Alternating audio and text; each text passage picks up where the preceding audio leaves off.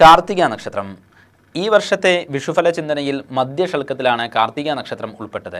അതുകൊണ്ട് തന്നെ വിഷുഫലം ഇവർക്ക് വളരെയധികം ഗുണകരമാണ്. കാർത്തിക മേടം രാശിക്കാരെ അപേക്ഷിച്ച് ഇടവം രാശിയിൽ ജനിച്ച കാർത്തിക നക്ഷത്രക്കാർക്കാണ് കൂടുതൽ ഗുണഫലം അനുഭവമാവുക. ദൂരദേശ യാത്രകൾ ഫലവത്താവുകയും സാമ്പത്തികമായിരിക്കുന്ന ഉന്നതിയും കർമ്മ പുരോഗതിയും ഫലമാകുന്നു. തടസ്സത്തിലിരുന്നതോ ലഭിക്കില്ല എന്ന് കരുതിയതോ ആയ ധനം കൈവശം വന്നു ചേരും.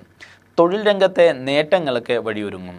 സർക്കാർ ആനുകൂല്യങ്ങൾ ലഭ്യമാകുവാനും മെച്ചപ്പെട്ട അവസരങ്ങൾ നേടിയെടുക്കുവാനും യോഗമുണ്ട്. ഏറ്റെടുക്കുന്ന ജോലികൾ ഭംഗിയായിട്ട് നിറവേറ്റുവാനും സാധിക്കും. വിദേശ ജോലിക്ക് പരിശ്രമിക്കുന്നതായിരിക്കുന്ന വ്യക്തികൾക്കും അനുകൂലമായ സമയമാണ്. വീട് മോടി പിടിപ്പിക്കുവാനോ വാഹനം വാങ്ങുവാനോ യോഗമുണ്ട്. അകൽച്ചയിലായിരുന്ന വ്യക്തികളുമായിട്ട് യോജിക്കുവാൻ അവസരമുണ്ടാകും.